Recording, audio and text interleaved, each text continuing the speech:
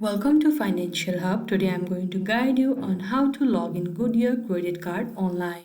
For that, make sure you open one preferred web browser. Here I am opening Google Chrome. At the search bar, you need to search Goodyear Credit Card Login. You will be seeing numerous websites.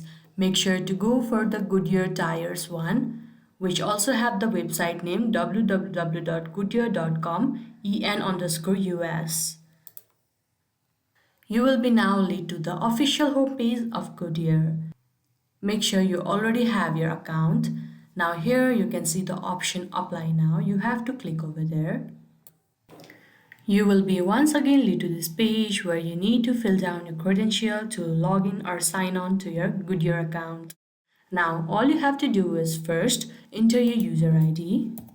If you want to remember your user ID for the next time you log into your Goodyear account, you can simply click on this option. After that, you need to enter your password. If you haven't signed in or registered for your card, then you can simply click on register your card option.